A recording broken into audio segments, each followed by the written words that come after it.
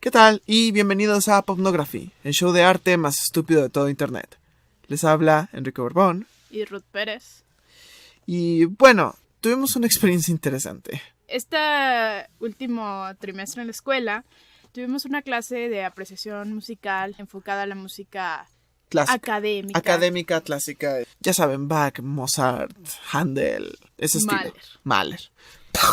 Entonces tuvimos esta clase donde había muchas situaciones de analizar la música desde el punto de vista más culto o fino, como normalmente se dice. Y pues en esta clase se hablaba mucho de lo que era la alta cultura, baja cultura. Pero lo interesante de todo esto es que conocimos a un chico. Un chico especial. Y lo cual nos abrió un poquito la ventana, o nos abrió un poquito la idea de como este tipo de síndrome que ocurre mucho con las personas cuando son enfrentadas a cultura de reverencia. Es decir, cuando te encuentras a una obra que sabes que tienes que admirar, como la novena de Beethoven, 2001 Odisea del espacio, la Mona Lisa. Que lo que pasaba es que el profesor nos ponía una pieza, creo que fue una pieza de Wagner esa vez, y cuando preguntó, así como, ¿qué opinan? Un tipo saltó, casi literalmente saltó, gritando, ¡oh, es excelso! Uh-huh. Sin decir nada más. Y el profesor dijo, ok. Entonces saltamos a la siguiente pieza, que fue Sibelius, creo. No sé, estoy sacando los detalles del trasero. Saca esto y dice, ¿y entonces qué opinan? ¡Magnífico! Y así durante todas las piezas, y nunca dio una opinión, pero como era algo a lo cual teníamos que tener como reverencia, pues le dio la reverencia a todo, sin pensar en nada. Exactamente. Y bueno, esto también nos llevó a una ocasión que escuchamos una pieza popular que se llama Júrame, en la voz de Anna Netrebko, que es una cantante muy de ópera. Famosa cantante de ópera. Y muy hermosa. Es muy sensual, admítelo. Sí. Cantando esta pieza. Y cuando se nos pidió la opinión, automáticamente se empezó a decir que como era música popular pero cantada en ópera, eso la hacía mejor. En lo cual personalmente yo no estoy de acuerdo. Y yo secundo la idea, realmente es muy... Es como Queen Sinfónico, que es la peor cosa que ha pisado en la tierra. Exacto. Entonces, en base a todo esto, con base en esto, empezamos a analizar si realmente el hecho de que algo sea tomado como culto, como algo muy fino, muy refinado, es realmente lo que está haciendo que la gente lo acepte por demás, o simple y sencillamente, o realmente sí está haciendo un análisis, lo que la mayor parte de las veces no sucede. Ajá. Y digo, no estamos intentando hacer el argumento contramoderno, que es así como de, pues ya sabes, la bola de idiotas que van a las galerías de arte moderno y es una piedra y ese tipo de tonterías. No. Digo, el arte conceptual tendrá ya su propio episodio algún día, pero ese no es el punto. El punto es que lo que estamos encontrando es que muchas personas no están analizando estas cosas por esto mismo de que se supone es algo a lo que le tienes que tener mucha reverencia, y pasa mucho sobre todo este tipo de arte, como la música, el cine y la pintura. Uh-huh. Entonces eso es exactamente el punto en el que tenemos que observar. Sobre todo con la música, que es como una cosa, y el cine, que son como cosas con las cuales tenemos confrontaciones diarias. Pues no sé, o sea, está este síndrome que bautizamos como el síndrome excelso, que también es el título de este episodio. ¡Wow! Todo se une. El universo cinematográfico de Excelso. De Excelso. Que pues es ¿a qué se debe esto? O sea, ¿qué pasa con esto de la alta y la baja cultura que permite de que muchas obras, pese a su alta calidad, o sea, no hay que negarlo, tienen una calidad muy alta, pero reciben este tipo de admiración casi de la naturaleza de un culto, mientras que otras obras populares, ya sea mariachi o los trabajos de... O Marvel, o los trabajos de no sé, de los Wachowski, tengan esta como recepción tan, pues es que es para cualquiera, o sea, es para tontos, es para las masas, entonces no cuenta, no puedes decir que eso es arte porque es masificado, y no estoy de acuerdo, y lo que vamos a intentar descubrir a lo largo de este podcast, es una aventura, es de dónde sale esto. Para empezar, habría que agregar, empezaríamos por irnos a qué es cultura, pero pues es un análisis que muchos filósofos han hecho y que realmente no planteamos resolverlo un par de niños mecos, ¿no? Pinche niños mecos, les vamos a dar el pinche Merriam-Webster, la definición más básica. Cultura es creación humana. Exacto. Que influye es influida. Hay algunos debates acerca de todo este tipo de cosas porque cada disciplina tiene su propia definición de cultura. Ajá, es como intentar definir arte. Es algo tan abstracto y tan grande de que no lo puedes hacer. Ajá, pero las definiciones más como importantes que vamos a tocar en este podcast es, por ejemplo, el hecho de la cultura, la alta cultura o cultura con C mayúscula y la cultura con C minúscula, que es la cultura popular. Ajá, la cultura de masas. No es la única división que hay otras divisiones, si quieren investigarlo pueden hacerlo. Ajá, pero hay interpretaciones postcolonialistas, precolonialistas, imperialistas, marxismo cultural, etcétera, etcétera, etcétera, pero nos vamos a centrar en eso. Vamos a centrar en esto. Bueno, para empezar, ¿cuál es la diferenciación? Se supone que la alta cultura es toda esta creación basada en refinamiento, en estudio, el arte real, como el arte real entre grandes comillas, como es la música clásica. Clásica entre otras grandes comillas, realmente estaríamos hablando de música académica occidentalizada, pero... Sí, exacto. Y el arte renacentista, todo este tipo de cosas. Mientras que la cultura popular es toda la interacción humana que hay, expresiones tanto lingüísticas como artísticas, como de todo esto que la gente comúnmente relaciona con el arte popular, es decir, o sea... Mariachi, como ya le dije. Mariachi, las artesanías mexicanas las artesanías o en general mexicanas, del mundo. la música fiddle norteamericana, el anime, hasta en ciertos casos. Digo, no soy fan, pero sí lo comprendo en ese sentido. El punto es que muchos filósofos, artistas... Los videojuegos son siempre, es arte popular, no cuenta. Lo definen y lo defienden, ¿no? El ejemplo que ahorita recuerdo más es el escrito que hizo Vargas Llosa, donde habla de la cultura popular. Vargas Llosa, premio Nobel de Literatura y uno de las como luminarias de acá. Que digo, Vargas Llosa lo respeto mucho como escritor. Yo no estoy de acuerdo con su punto de vista. No, y que muchas veces se ha contradicho. Pues es que como que avejentó y se casó con una señorita ya de alcurnia y entonces como que perdió mucha de su onda rebeliosa, porque yo también leí un libro de Vargas Llosa cuando era niña y era como, sí, esto es como, wow, esto es como juventud rebelde, no juventud en éxtasis. Y luego ya ves a Vargas Llosa ahorita diciendo, sí, el PRI es bueno. Para los que no lo sepan, el PRI son los responsables de la dictadura más grande en la historia de México. Bla, bla, bla, sigamos. Bueno, el punto es que, por ejemplo, Vargas Llosa habla mucho sobre esta situación de, por ejemplo, hace la diferenciación entre fútbol o una ópera, hace diferenciación entre una obra literaria y una revista. Bueno, sí hay diferencia entre fútbol y una ópera, uno es un deporte, el otro es bueno ya. Pero a lo que me refiero es eso, ¿no? O sea, hace una diferenciación entre ciertos aspectos, según él, o según estas definiciones, se limitan a ciertos élites. Y ese es el punto al que quiero llegar. Ajá. La elitización, que a mí me parece el pecado más grande dentro del mundo de la cultura, el arte y cualquier situación, elitizar cualquier cosa. Porque en su realidad, en su pureza misma, la elitización realmente no tiene ningún sentido más que el sentirnos pinches mamones. Ajá, es un sentido de superioridad falso, nada más. Por ejemplo, voy a empezar con un ejemplo. Muchas personas suelen decir, sí, es que escucho música académica, música clásica, y empiezan a decir Bach, por ejemplo. Y Bach era un compositor de iglesia. Era un compositor que hacía misas para cada domingo, era compositor que se dedicaba a componer cosas para sus alumnos, para sus hijos, para su esposa, y era música que se tocaba como algo con común. Razón Bach tiene tantas composiciones, porque él tenía como ¿cuántos hijos? Ay, no lo recuerdo ahora, pero tenía muchos hijos. Él se dedicaba solo a componer y a coger, entonces lo amo. Goals. Entonces, Bach componía muchas cosas pero eran composiciones que se utilizaban para efectos cotidianos, para ir a misa, para ensayar, para todas estas situaciones muy cotidianas. La música académica en muchos sentidos ha sido como cotidiana y eso pasa lo mismo con el arte. Y ahora tenemos que tomarnos una pequeña lección de historia. Realmente toda esta situación de la elitización del arte siempre ha habido una especie de mamones. Se da mucho en el siglo XX de acuerdo a todas estas situaciones culturales, evoluciones culturales del arte que ya les hemos explicado.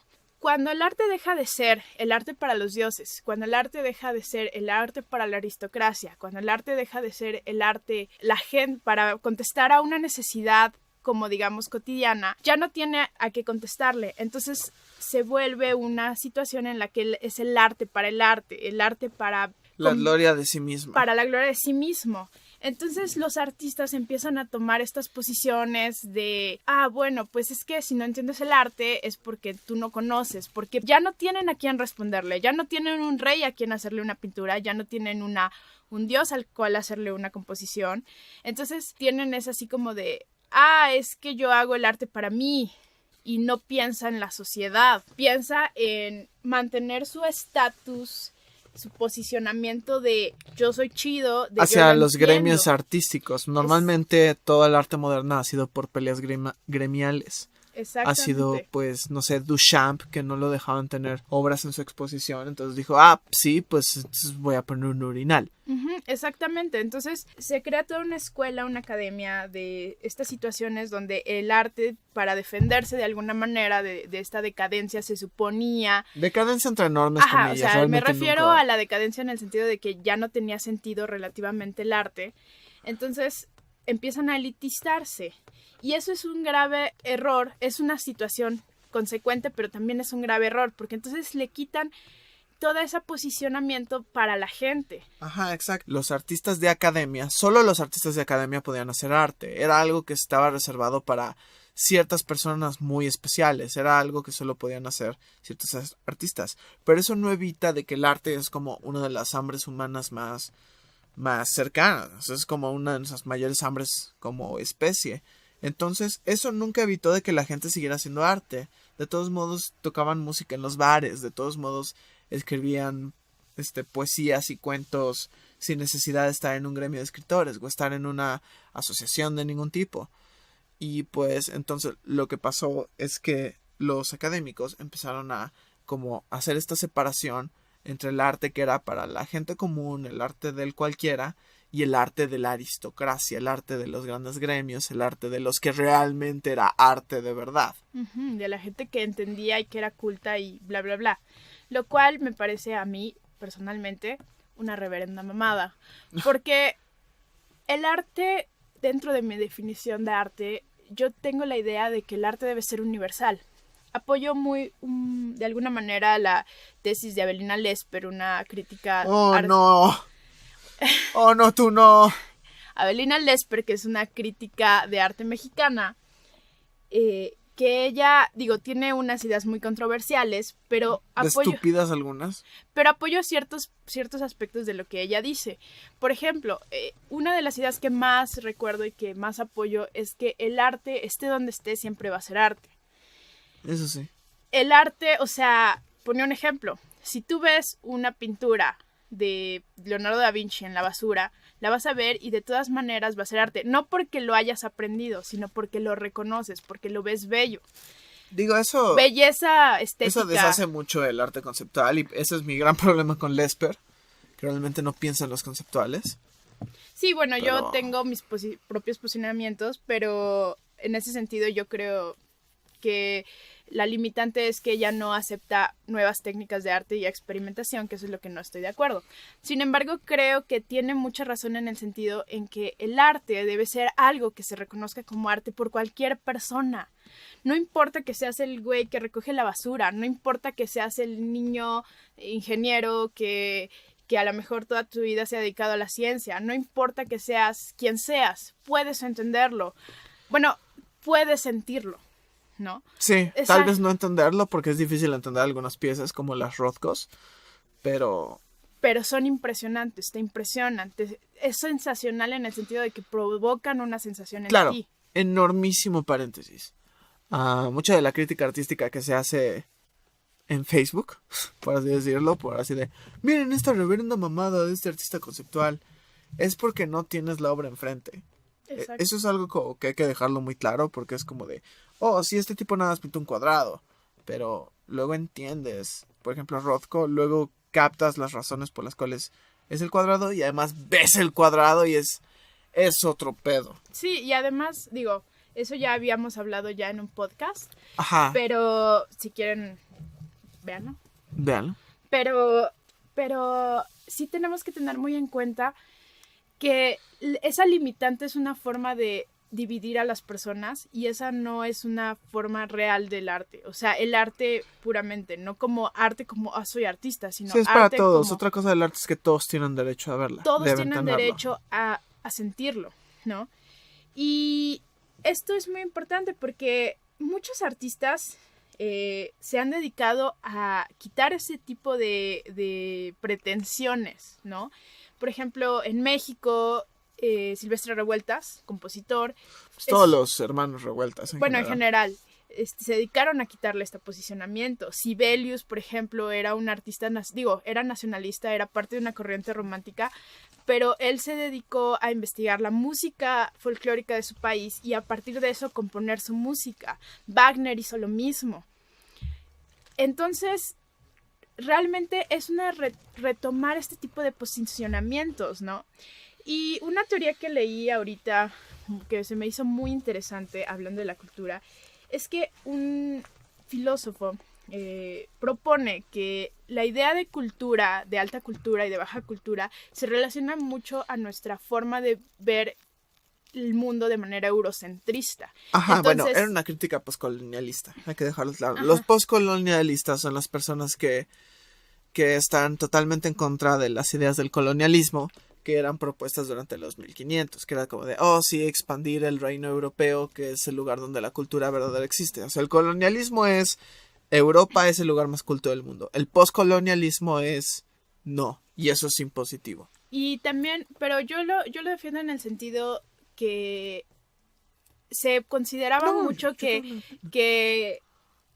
lo que estaba en Europa, tanto en términos científicos, tanto en términos culturales de raza, tradición, de raza, de todo eso, era lo más avanzado, ¿no? Y como sabemos... El continente superior. Y como sabemos, como muchos de los que nos oigan, que no solo son mexicanos, sino de Latinoamérica o de otros países, se darán cuenta que muchas cosas que nosotros hacíamos tradicionalmente tal vez eran un poco más avanzadas que las de ellos, no mejor ni peor. Pero sí hay una cierta tendencia a ese tipo de cosas. Por ejemplo, y ustedes saben que yo siempre pongo ejemplos de jazz, pero en el caso de la música popular norteamericana fue algo que sucedió. Cuando sucede la independencia en las colonias norteamericanas, hay una carencia de música porque la mayoría de las personas pues eran campesinos y todo este tipo de situaciones.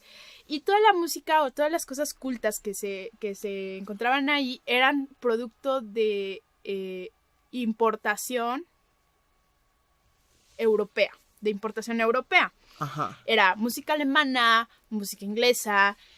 Cuando es la revolución se van más por la alemana, se van más por Viena, se van más por todos estos países, todas estas composiciones, incluso la pintura, y empiezan todos los músicos no pueden hacer realmente música porque todo está impositivo en el sentido. Impuesta. Y todos los músicos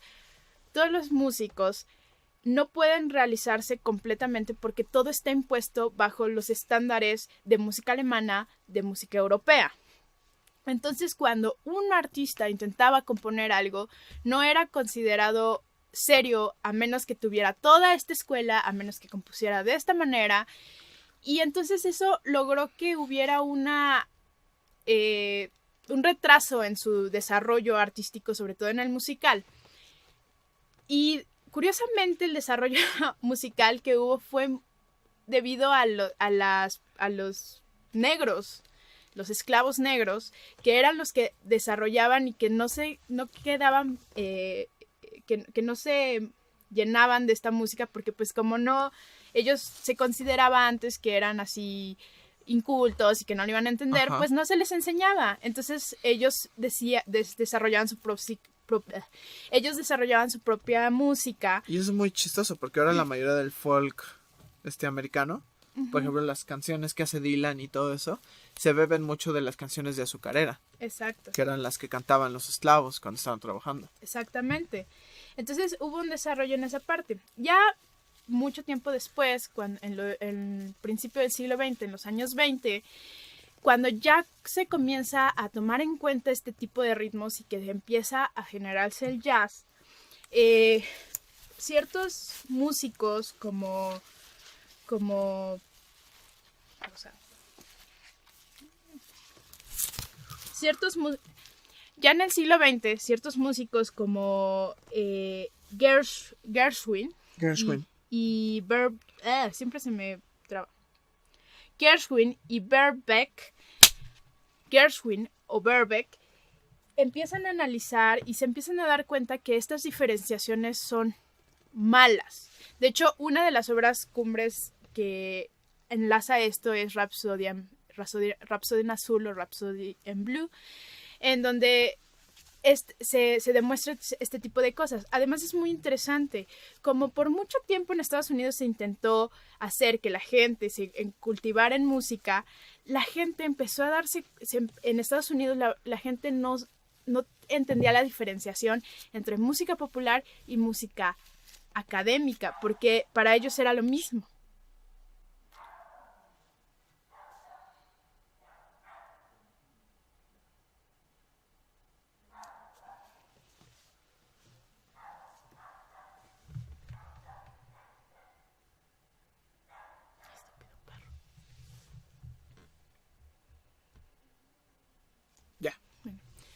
Voy a retomar otra vez esa parte. Sí. Pero entonces a principios de los años 20, en los años 20. Entonces a principios del siglo XX, en los años 20, muchos músicos que ya estaban comprendiendo este lenguaje del jazz, empezaron a hacer un análisis y comparación entre lo que se componía en Estados Unidos y lo que se hacía o lo que se consideraba música académica. Y artistas como Gershwin hacen hacen un énfasis muy importante en este tipo de cosas. Por ejemplo, Rhapsody in Azul, que es una canción de este compositor, hace mucha alusión a este tipo de situaciones, que no hay una diferenciación real, porque los norteamericanos, mejor dicho, los estadounidenses, no consideraban una diferencia entre la música que habían aprendido como académica y su música popular, porque se los habían enseñado toda su vida. Entonces, ellos tocaban tanto piezas clásicas como piezas populares y las... Oigan, perdón, están hablando. Bueno, me colgaron. ¿A tu casa? Sí. Sí. Tú sigue. Solamente. Bueno, estoy aquí, estoy grabando.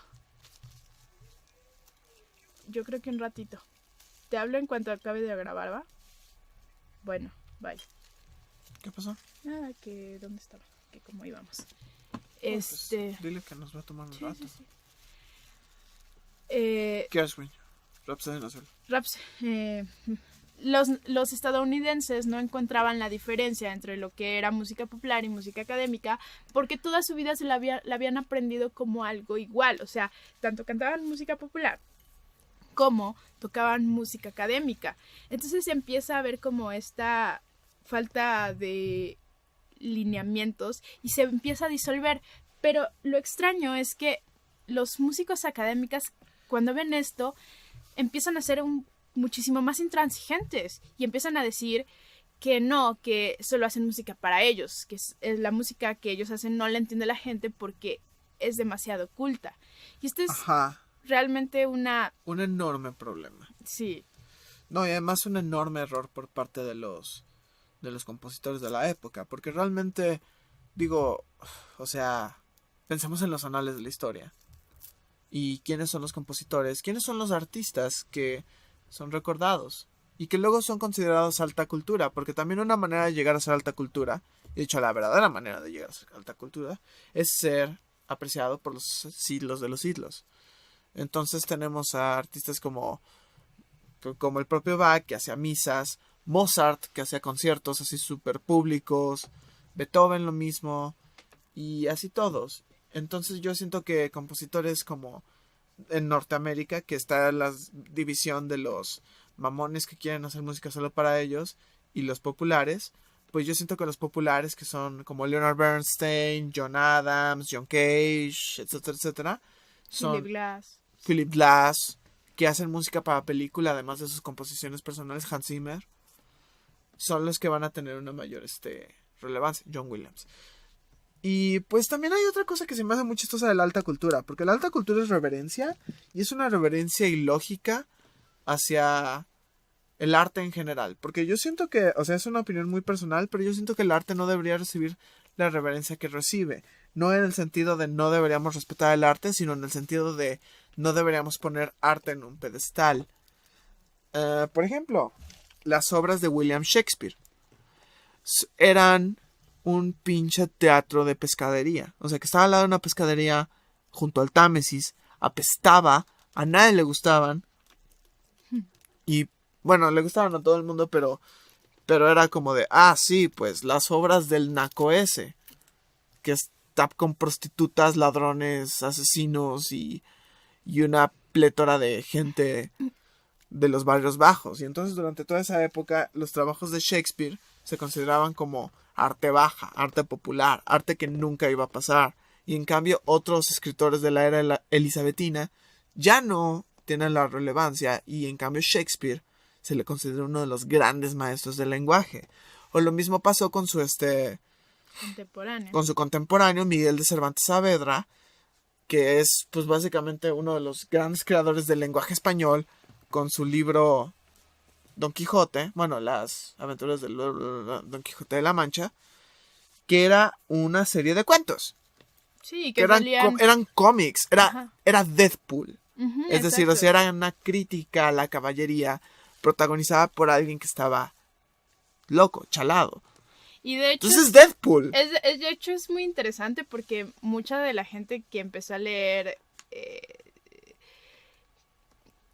es muy interesante porque mucha de la gente que empezó a leer... ya, perdón. Es muy interesante porque mucha de la gente que leía... Espera, alto. Ahora sí. Es muy interesante porque mucha de la gente que leyó y vio en ese momento a Don Quijote... O a Shakespeare. A Don Quijote en este punto...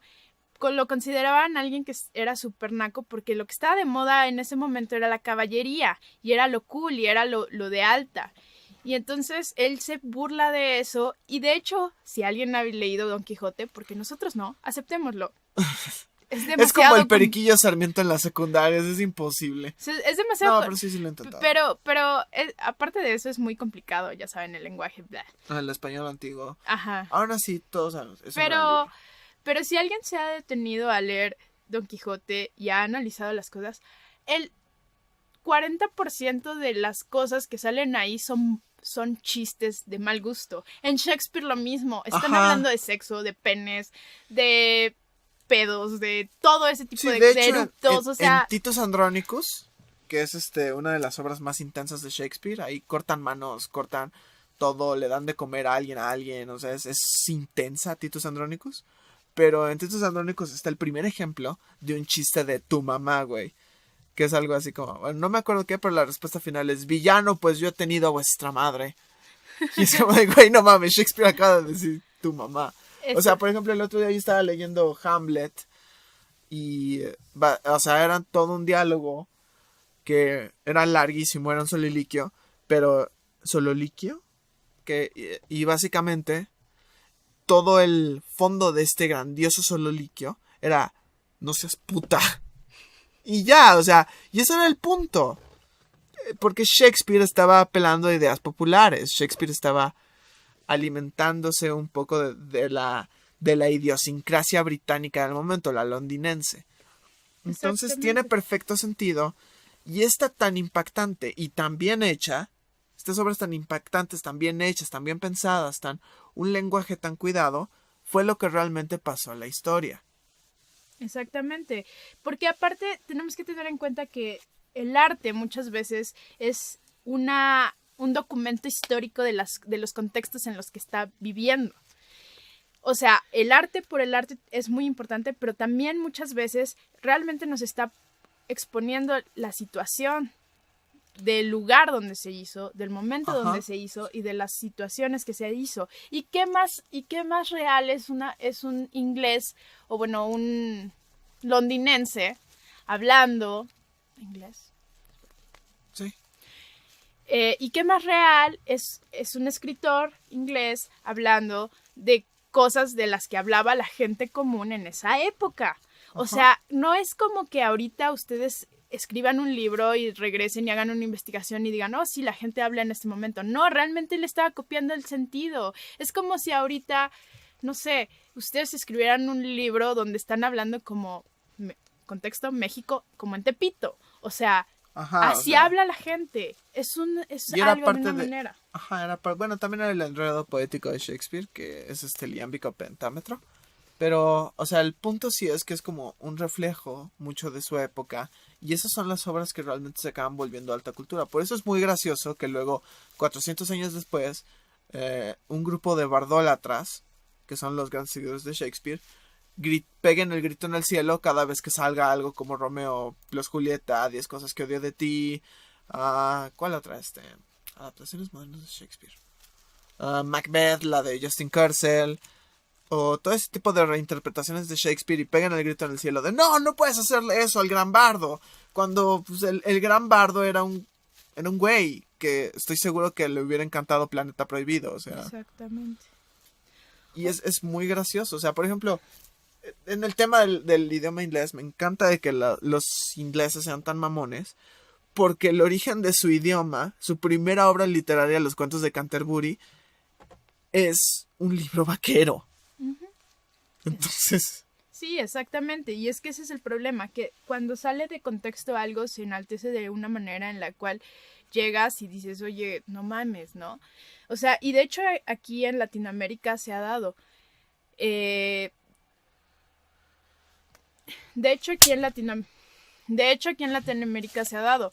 Por ejemplo, el primer gran boom de escritores que decidieron empezar a hablar como nuestro contexto, pues ya lo sabemos y lo hemos repetido muchas veces, el boom latinoamericano. Entonces, estos escritores que hablaban como latinos, como o sea, por ejemplo, José Revueltas, por ejemplo, Juan Rulfo, por ejemplo, el mismo Vargas Llosa en su tiempo. Cortázar. Por ejemplo, Cortázar, aunque Cortázar sí era muy elitista. Bueno, sí. Más tal vez Benedetti, aunque es muy dulce, pero todos estos personajes están hablando de nuestro contexto, están hablando de la manera en la que nosotros hablábamos. Leemos un libro o una obra de Vicente Leñero, que es un escritor mexicano. Uy, excelente. Hizo el guión de una de mis películas mexicanas favoritas, que es El Callejón de los Milagros. Exacto, entonces Chéquela. Está realmente hablando y, por ejemplo, uno de mis libros favoritos es El Evangelio según Lucas Gavilán, de Vicente Leñero, donde Jesús es un albañil mexicano que dice pendejo y que dice pinche. Entonces, realmente está, o sea, pueden decir, sí, es que, maldito, qué naco, pero realmente está hablando de su contexto, está hablando de su momento, está hablando de todas estas situaciones. Y es válido y es parte de la manera en la que nosotros estamos creando una cultura, porque como dijimos, la cultura es toda lo que no es naturaleza, es toda la creación humana, y eso está bien y es correcto. Entonces, dividirla realmente es una tontería. Y aquí... un error más grande es desvalidar cultura solo porque apela a las masas. La cultura de masas es la que acaba trascendiendo. Y de hecho, hablando de ese ejemplo, quería tocar un tema también muy interesante, que uno de los enaltecimientos más grandes es una cultura que de hecho se hizo para las masas, que son todas las escuelas del Bauhaus y la escuela rusa, que son teorías artísticas que después se convirtieron en la base del diseño, donde el arte tenía que ser el arte para las masas, el arte para el pueblo. Los compositores como Prokofiev, que eran músicos que justamente luchaban en contra de eso, luchaban en contra de decir, es que yo no quiero ser elitizado, yo quiero hacer música para la gente. Y ahora la gente se mamonea diciendo que escucha eso. Por ejemplo, perdón, ¿te interrumpo? No. O un ejemplo que me encanta, me fascina, porque el otro día escuché a alguien decir, es que Eisenstein no es para todos. Eisenstein, que es el cineasta comunista por excelencia, que es Eisenstein. Entonces alguien dijo, es que Eisenstein no es para todos. Y ahí notas la gran división entre los excelsos y la cultura real. Y yo creo que si Einstein hubiera escuchado eso, llega y le da un golpe en la cara. O sea, Ajá, porque es completamente anti-Eisenstein decir eso. sí, Eisenstein quería que todas sus películas fueran para todo el mundo siempre.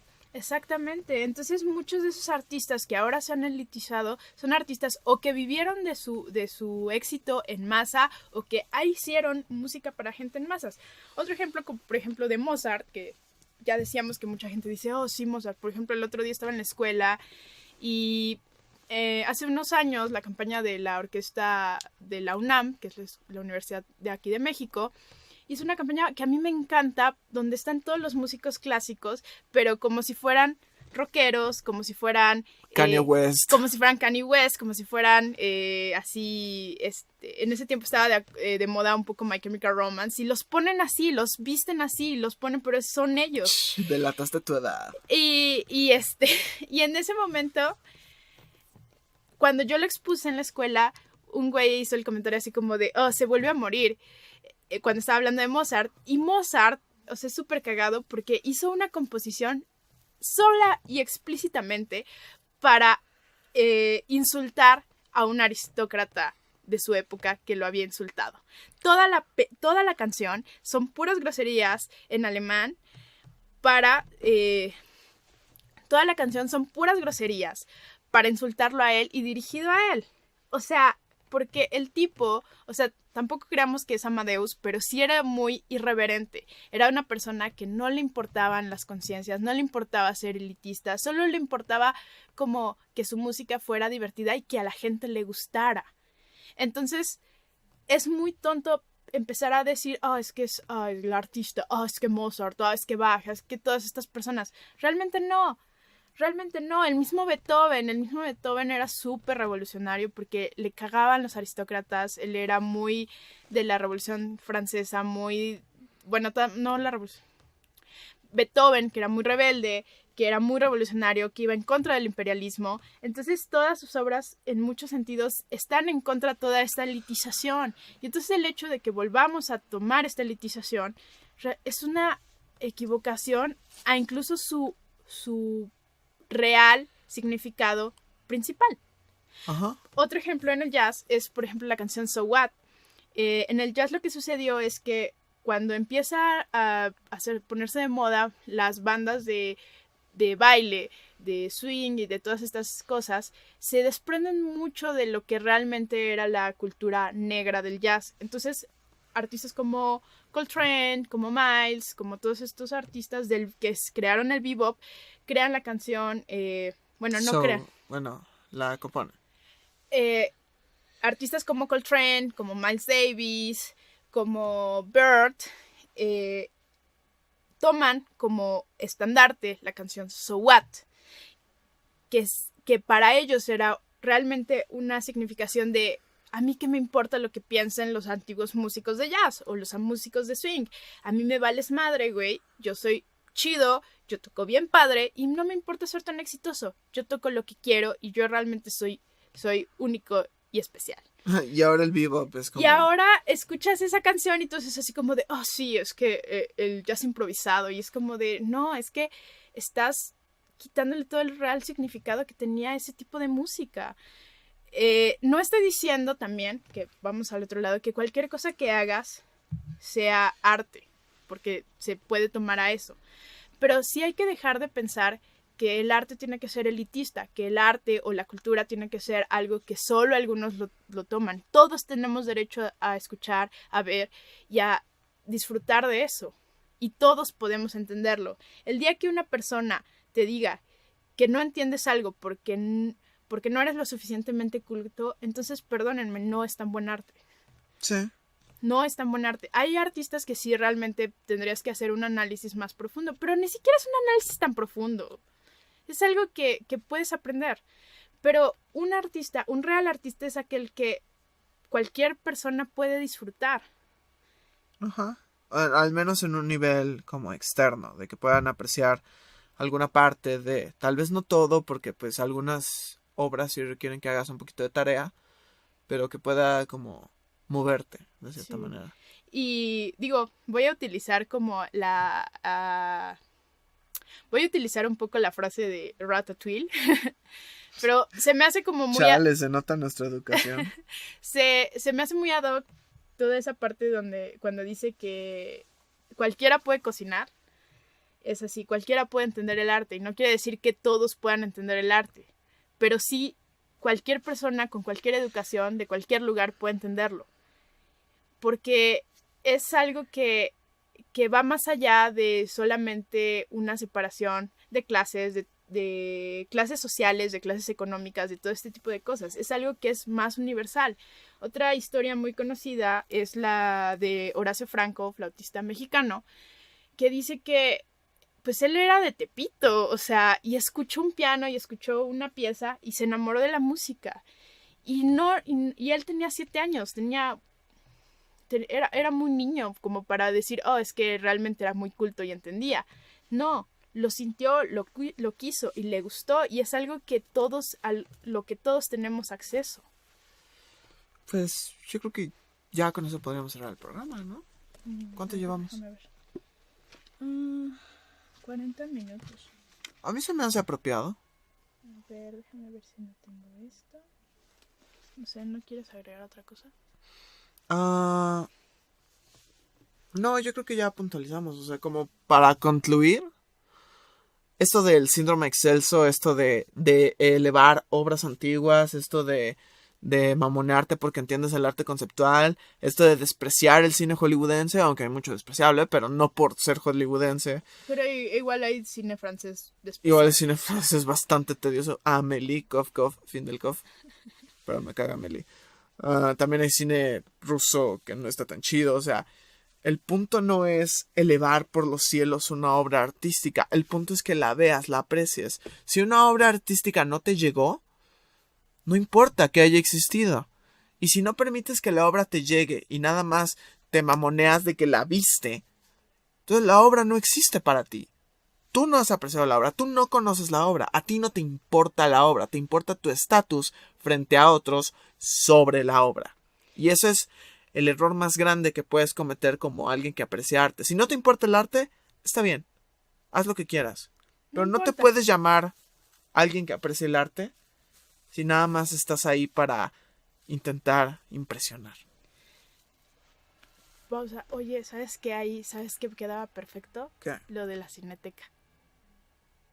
Por ejemplo, quiero contar una anécdota y es una de las anécdotas que más... Lo voy a cambiar de lugar, entonces puede quedar antes de la conclusión. Ok. Que no la digas de nuevo. No, yo creo que se puede poner después de la conclusión. Ok, por ejemplo. Por ejemplo, Ruth y yo tuvimos una experiencia muy, muy negativa en la Cineteca Nacional de la Ciudad de México. Y era algo que me emocionaba mucho, porque ahorita en la Cineteca Nacional están haciendo una exposición con muchos de los trabajos de Stanley Kubrick.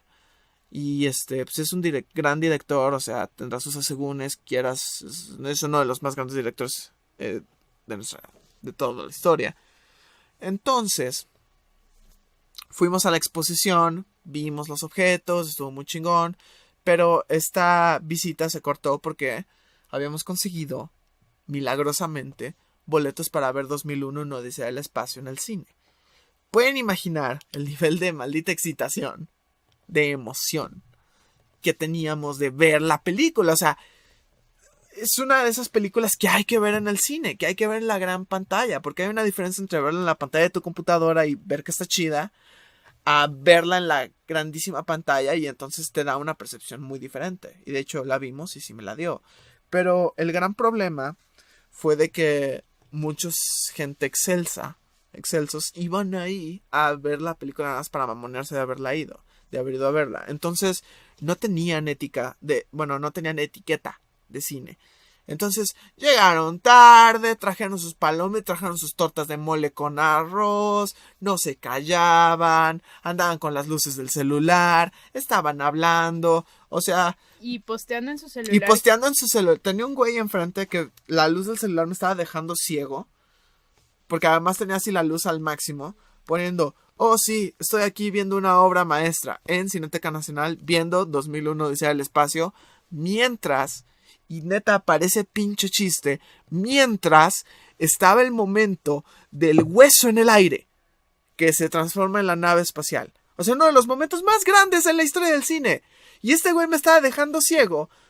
Y yo no pude ver la película. O sea, todo el principio, que es como la ambientación y los planetas, no la vi. Porque tenía gente enfrente moviendo sus palomitas. Entonces, ahí tenemos el ejemplo de alguien que no respeta el arte y nada más va allá a mamonearse de que está en el mundo del arte. Y ¡ay! Cabrón, ¿cómo me...? Ya después, increíble. O sea, el final se entiende completamente diferente una vez visto en la gran pantalla. Pero aún así es muy encabronante. Y pues de esa manera hay muchas cosas. Yo, por ejemplo, yo tengo una situación mucho que en México últimamente se ha vuelto muy... Está de moda ir mucho al cine, ir a las museos. Salas de conciertos. Y está muy bien. Considero que siento que hay personas que realmente lo aprecian y que tal vez en otro momento no hubieran tenido el valor de hacerlo, pero ahora lo están haciendo. Igual y si no, igual y se les queda algo. Ajá, pero el problema es que ahora vas y los museos están llenos de gente tomándose selfies, llenos de personas que solo van, pasan y postean que fueron a la exposición y cosas así. No está mal, Es tu pero vida. muchas veces eso limita la percepción de las otras personas que están ahí. Mira, o sea, está bien que vayas al museo y no lo entiendas, pero intenta no faltarle al respeto a los que están ahí para ver. Exactamente, entonces también eso es muy importante y eso tiene mucho que ver con el hecho de que como te gusta algo, como algo se supone que es bueno, como algo se supone que es fino, entonces te tiene que gustar o automáticamente tienes que presumir el hecho de que estar ahí. Y también, oye, si no te gusta, es válido. O sea, yo conozco así profesores de arte, cabrón, que fueron a Nish Kapoor y no les gustó. O sea, les parece caca y pues está bien, es una opinión. Exactamente. O sea, hay gente, y que la respeto mucho, que no le gusta Frida Kahlo y le parece una pésima pintora. Y está bien, No es ¿no? respetable. A mí sí me gusta. Ujú. Entonces, tenemos que dejar de pensar de una manera, y vamos a hacer la invitación que todo el tiempo hacemos. O sea, analicen lo que están viendo, véanlo, piénsenlo. Cuestiónenlo. Aunque sea la gran obra de arte, aunque estés viendo pinche Macbeth, cuestiona por qué pasan las cosas. Exactamente. Entonces, mi conclusión, mi punto es, dejen de limitar el arte a alta cultura, baja cultura, cultura popular. Disfruten todo lo que puedan disfrutar, está bien que lo disfruten. Todo lo que ustedes conozcan es respetable. Y si una persona a lo mejor sabe más de son cubano que de rock, eso no quiere decir que sea una peor persona. Solo que su cultura es diferente. Solo que lo que sabe es diferente. Uh-huh. Si una persona no ha visto Einstein y prefiere las películas de Marvel y sabe un chingo de Marvel, su cultura es diferente. Uh-huh. Eso no quiere decir que esté mal, y eso tampoco significa que si una persona llega y les dice que porque él vio toda la historia de cine ruso y es por eso que es más chido que ustedes, tampoco es cierto. No le creas. Es más chido que ustedes. Solo disfruten el arte. Y tú no eres más chido por ver cosas que otro, ¿no? Exacto, entonces disfrútenlo, experimentenlo, pero también analícenlo. No se queden ahí. Y sabemos que siempre les decimos lo mismo, pero creo que para esto es este podcast. Analicen las cosas. Abracen el arte. No dejen que la percepción del arte ante otros... No...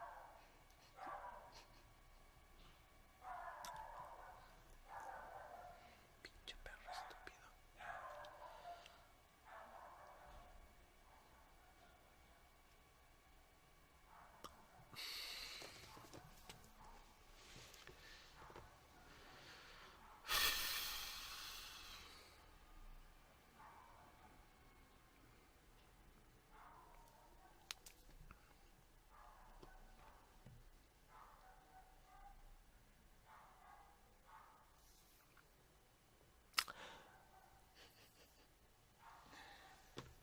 La la la la la la la la la la la.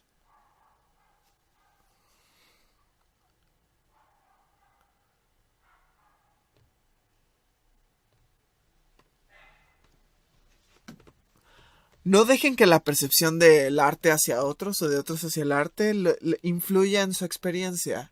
La relación de uno con el arte es una relación muy personal, es una relación muy rica y es una relación muy importante para todas las personas. Entonces, no dejen que eso se vicie. Y si quieren arte, vean arte. Si no quieren arte, no vean arte. Pero no tengan esta pretensión de que el arte te hace mejor persona, porque tampoco pasa eso. Y no traten de ligar chicas con eso. Realmente No, no nos impresiona. no. Digo, no. Ya luego les contaremos. Pues ya, eso fue Popnography. Síndrome Excelso. Les habló Enrique Borbón. Y Ruth Pérez. Y pues, sigan apreciando. ¡Pochi!